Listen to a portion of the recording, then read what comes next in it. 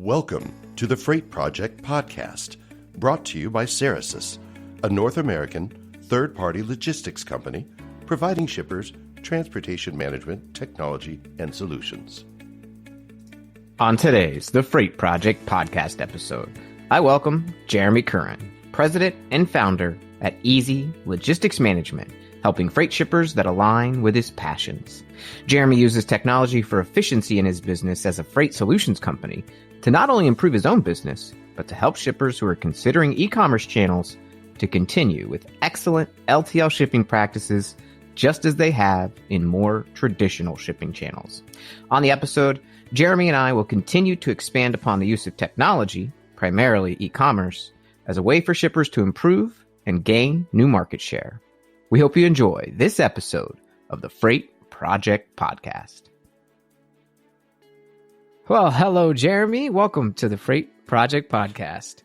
Since you're new to the podcast and we haven't heard from you before, I'm sure this is the first of many Jeremy features on the Freight Project Podcast, but we want to know, who is Jeremy? Does he have a last name? And does he have any experience in the logistics industry? So let the people know who you are, man. Thank you, Adam. Jeremy Curran is my name. And yes, I do have some experience in the logistics industry. I've been actually working in it now for 13 years, 10 for myself. So, and you're still here, so yeah. you must love it. Yeah. No, I enjoy it. Anyway. Well, good.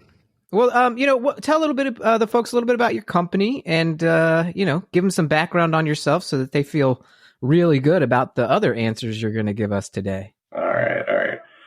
Well, I grew up in just south of Yosemite National Park. I basically lived in California my whole life. Went to college at Whittier College in Los Angeles. Spent a little time in the Peace Corps in Nicaragua, teaching small business classes. Taught high school Spanish for a little while, but ultimately ended up back in logistical sales because I knew I wanted to eventually start my own company and work for myself. And worked for one outfit for about 3 years doing outside sales, and then have been working and building my own company, Easy Logistics Management, for the last 10. And it was pretty hard at first, but now we really try and work in verticals that are my hobbies or passions in life, and I've tried to make it as fun as possible. Well, that's excellent. Well, tell us a little more about what continued to drive you and your interest in logistics and to start a logistics management company. As you said, it's pretty hard. It's a crowded space. How do you get seen? But you've kind of really focused on some of this technology. So tell me a little bit about what you guys are doing at Easy Logistics Management and how you view technology and its role for your customers. Yeah, certainly. I mean, part of what kept me in the logistics space after I left my last job was the software aspect of it. I probably read Timothy Ferriss's book, The 4-Hour Workweek, about 5 times backwards and forwards. And I knew that if I was going to work in something, I wanted more of the work to be automated. And the technology that I saw evolving in the freight industry and parcel shipping industry kind of automated a lot of the mundane and tedious work for our clients and for ourselves. And I thought that if I just went headlong into it and built my business back up for myself, that it could not only yield us a nice income, but possibly a nice lifestyle, and not completely consume all my time if I leverage technology correctly and set up my clients correctly. So. Oh, well, that's, why we're here today, right? So the reason that you and I got together is because just like Ceresys, Easy Logistics Management, really keen into the LTL space, among many other modes and other logistical things like warehousing. But, what's really cool about the LTL space, and I think it's right for technology and why we're having the discussion today, is that it's ready to move into the world of e-commerce, just like parcel has been doing now for, about a decade. And it's also increasing, by the way. But what we're starting to see is some of these, furniture manufacturers, appliances, bigger freight that are going direct to consumer, or even B2B wholesalers who have common buyers, such as in the automotive aftermarket space that sells to tier one automotive OEMs are starting to put their catalogs online so that it's easier to just, whip out your phone and reorder the the LTL pallet that you're used to ordering typically by email. And it just sort of automates all of that. And so we want to get your thoughts around, e-commerce. And we looked at e-commerce from our space at Cerasis about 5 years ago. And I would say that it was a little early at the time, maybe too early to the market. And once we actually started hearing about Final Mile, it kind of was an aha moment. It really said, oh, wait a minute, the Final Mile is actually going to kickstart some of the e-commerce. Because if you think about the LTL freight shippers that are going to use e-commerce as a channel that's viable for them, they're most likely going to be going into regular consumers, those furniture manufacturers, those kinds of companies. And so once that Final Mile came up, the e-commerce product, we saw some interest in it, and it just kind of seems to go hand in hand. But from where you sit with your verticals that you go after, why are you seeing more LTL shippers start to look at e-commerce solutions so that they can better manage freight processes in their shopping carts? Yeah, I've definitely made this a hallmark of our marketing. I think still a lot of people don't understand that freight and TMS systems can be connected to e-commerce systems, but we've had some good success the last year or so, just with clients that I've kind of talked through how it works and that are looking to have different channels and different abilities to sell and get product to different people, not only just to big box retailers at wholesale price, but also have the flexibility to deliver direct to consumer at maybe retail price and penetrate different markets where maybe those consumers wouldn't even be able to find said products in their local market. So the only channel they have is via e-commerce. But I think it would be foolish not to at least have an e-commerce presence so that you can sell maybe through those traditional channels to retail, but also via e-commerce, because so much. It's 2019. Yeah. And honestly, if you want to compete in the era of Amazon and all that, we need to start thinking more like that. And I think there's definitely an opportunity, especially for heavier freight and LTL shipping, if we can leverage that technology in e-commerce and deliver to the door in a variety of ways. I think people that make big, heavy, cumbersome products and want to sell them this way can not only survive, but like I've said in the past, thrive. So. Yeah. Well, and those are important reasons, hey, just to be relevant, just to be found, and sometimes easier to be found. That's why you see a lot of these pure play mattress online retailers who never had a brick and mortar store. Yeah. One, it's cheaper. You have no rent or there's less risk in going to market. Yeah. But, what I wonder is, what about those existing LTL freight shippers who are not maybe pure play online, who have been more traditional? They've been taking orders via fax even, or heck, just an old phone call, or maybe even they drop by in person. I don't know how it happens, but whatever that is, it was very manual in process, and that was fine. It was kind of accepted to have slower times. But I often wonder, how on earth are people, especially shippers, supposed to do this without using something like a TMS to better manage e-commerce, where they can not only do e-commerce orders, but traditional orders right alongside each other? So, do you think faxing and emailing are on the way out? I remember, that old message that early on we would see LTL freight shippers said they have e-commerce, quote unquote. But as soon as the, customer said purchase, it would say, call us to arrange freight. And that's not really a good experience in today's, as you said, Amazon affected world. So what do you think is the role of a TMS for LTL shippers, and how does it help in e-commerce for you?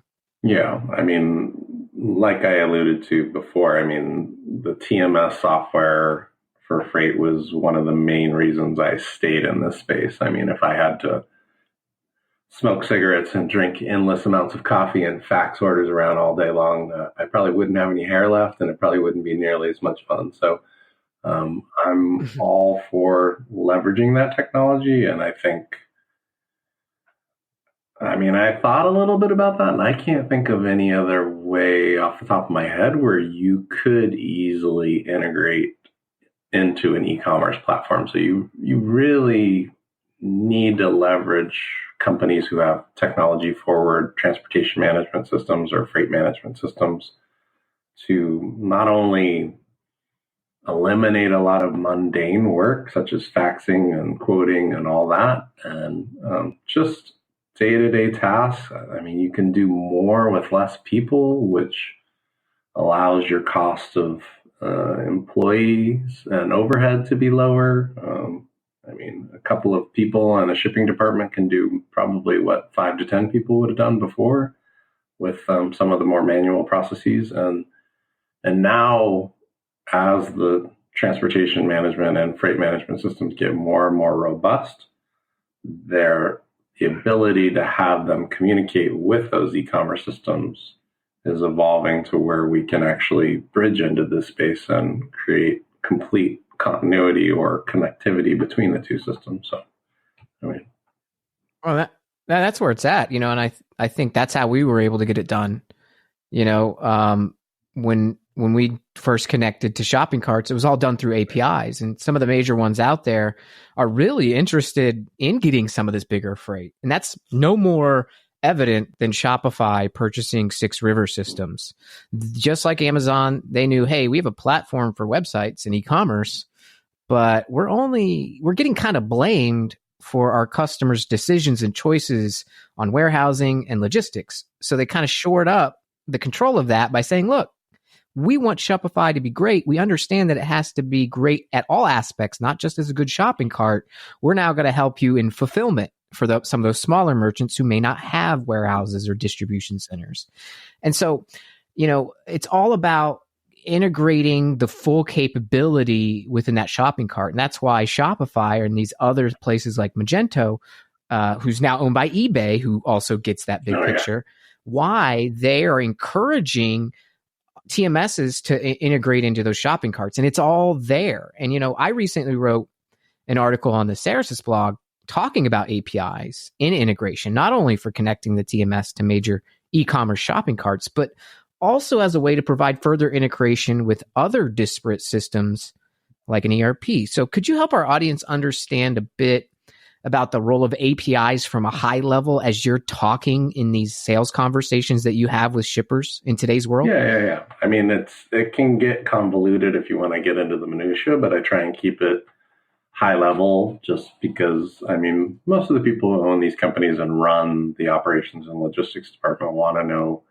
how it's going to make their lives better, easier, faster, or just, the whole process easier in general. So, I mean, from a high level, an API is an application programming interface. But generally, it just allows different pieces of software, different applications, and different platforms to communicate with a similar protocol and communication style, so that different platforms can talk to each other and send and receive information back and forth in a fairly efficient manner. So these fast evolving APIs have allowed transportation management systems, much like yours and much like mine, to communicate with a variety of e-commerce platforms and ERP platforms.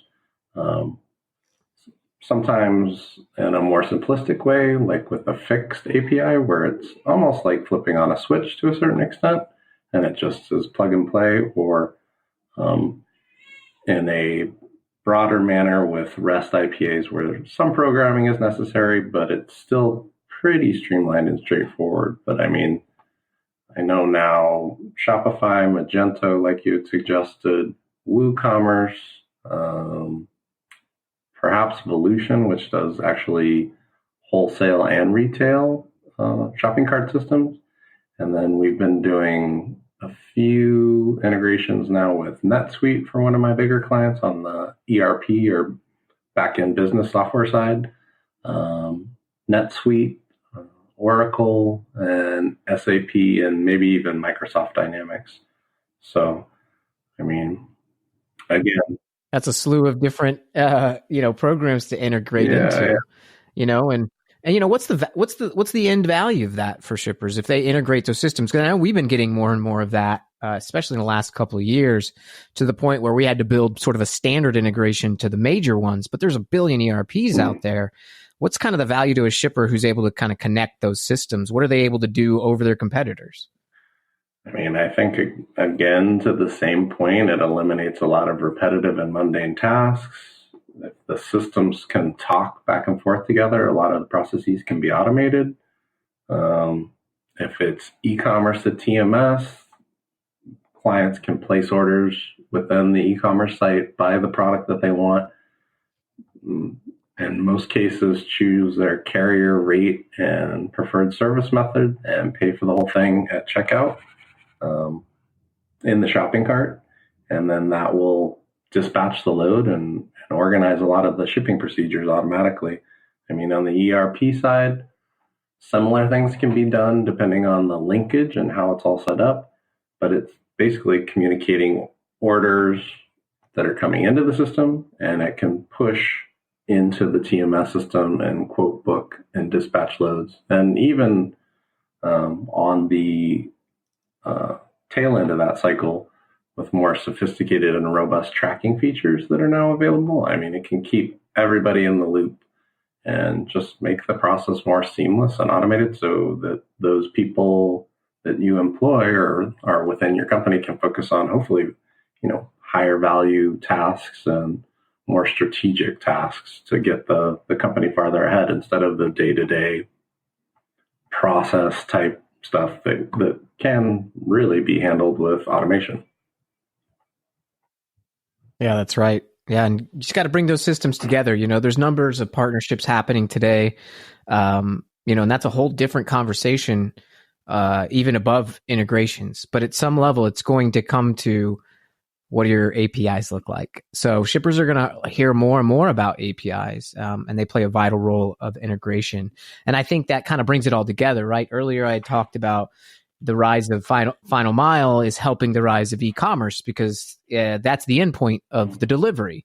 And you can feel more confident that your e-commerce processes won't be destroyed by a bad experience in final mile. And we're also starting to see, some extra fees on final mile. So it's a little more expensive, but it's a critical aspect of the shipping process to make the customer happy that they get their stuff on time, damage free, and it's the product they expect. But when it comes to, those considerations, if a shipper's already saying, I spend so much on shipping, is it worth it? Is it worth opening up to e-commerce? Why is it worth it? Why should shippers seriously look at, final mile, even though it might cost more as a way to support their e-commerce initiatives? Yeah, certainly.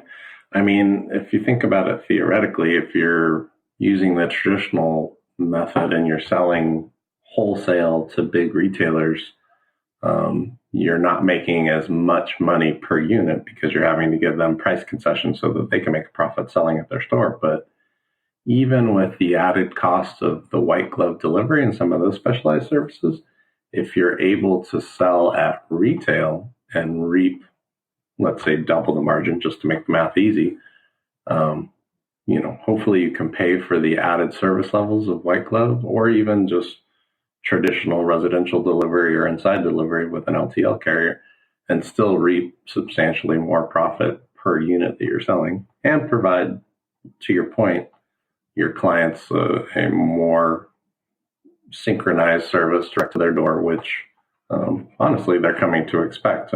And with everything that's going on with Amazon and other bigger retailers and the kind of the shipping wars that are going on. It's a dog eat dog world, man, and I'd be curious, to get your answer before I let you go. I'm on the front lines, speaking to shippers, but not in a sales capacity like you might be as the owner of a company and responsible for generating revenue. Ultimately, I write about these things all the time. We talk to them quite a bit. Journalists also talk about it. These advanced technologies, right? But how real are they, right? So, 5 years ago, e-commerce, we saw it, but we developed it 5 years too early. We needed final mile to really cement it together. And so are we too ahead of ourselves as an industry when we start saying you need to use advanced technologies such as machine learning and blockchain? What are your thoughts on this? Are you hearing shippers talk about this? And if they are, what are they asking? And how do you think it will aid them maybe in improving any LTL or e-commerce processes in the future? I can probably talk to that at a little bit more of a high level.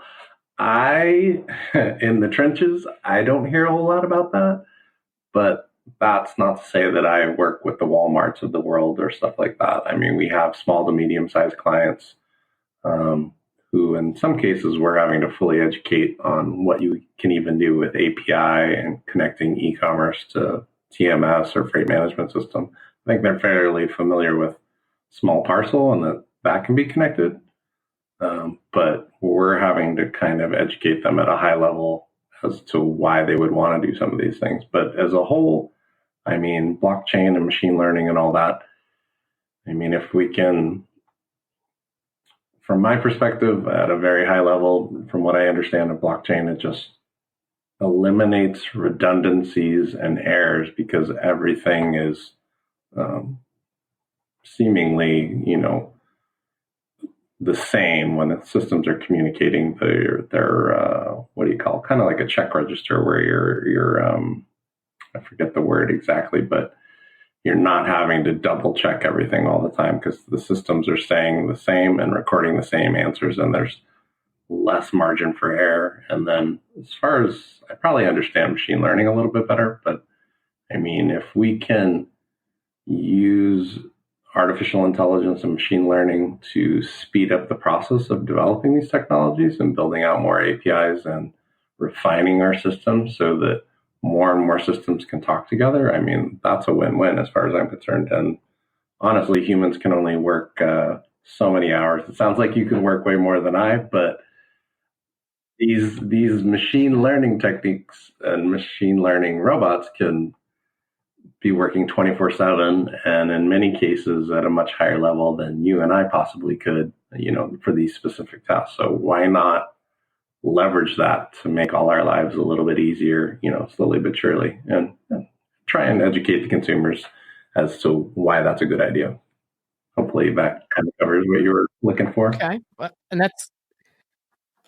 that's all you can really do, right? And it's interesting that you don't hear it on the day to day. And I kind of get that sense too that shippers get a little bit of a fatigue when it comes to these advanced technologies, that they can be seen as shiny object, that those are great aspirations. But for the small to medium sized freight shipper, they kind of really need to focus on, in today's world, what's going to work and move the needle today. But they need to have their eye on the future. And if they feel confused and they have that kind of state of exhaustion when it comes to, logistics technology, what would be some of the advice that you'd give them not, to stay focused, or, what should they be looking at today when it comes to, staying effective in their freight operations? I mean, the only thing that I would maybe caution them about is just to look at what their technology is currently in-house and just make sure that it's robust enough to connect and automate with some of these technologies so they're not having to completely recreate the wheel. But I mean,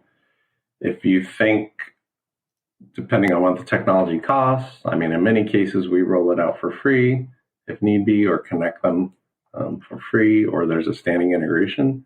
If that allows them to operate at more scale with the same or less employees, or just get more done per person that they employ currently and make more money per item that they're selling, delivering direct to residents, I mean, isn't that a win-win for everybody? Don't you want to be more efficient, more profitable, and, hopefully be able to scale a little bit faster without, overworking your employees and stressing everybody else? And I mean, that's really why I push a lot of these automations, because honestly, if we make people's lives easier and more automated, they're going to have more fun at work. They're going to be able to focus on bigger picture issues, and they're probably going to stay in your employ and have a happier life if you can make all that come together. So I think, certainly being open to these new technologies is important. And, like they say, the only constant is change. And I don't know, if you're going to be successful and move forward and scale up, you need to at least be open to it and investigate it and see where it can make your workplace and life easier. That's right. From your mouth to our listeners' ears, work smarter, not harder. Enjoy and work on the things you like to work on, and let technology do the work for that which could be error-free, wasting too much time and money, and frankly, not too fun to be working on because it's rote and repetitive. So, Jeremy, thank you today for imparting your wisdom. Jeremy, where can people find out more about your company? You can go to the primary website, easylogisticsmanagement.com, and that's probably the best place. My email is also, Jeremy at easylogisticsmanagement.com as well. But all my contacts on the website, and you can see our kind of unique spin on how we do things, trying to deal in verticals that are our passions or hobbies, or, people that make things that make the world a better place. It's definitely what we're trying to deal in. That's awesome. That's great. That's fantastic. Well, you're going to hear more from Jeremy here at Cerasis. He's already been a guest contributor to the blog. We're going to see more of that in the future. Hope to have him on here down the line as well. So, Jeremy, thank you for being a guest today on the Freight Project podcast. And for all of our great listeners out there, thanks for tuning in each week. We'll see you on the next one.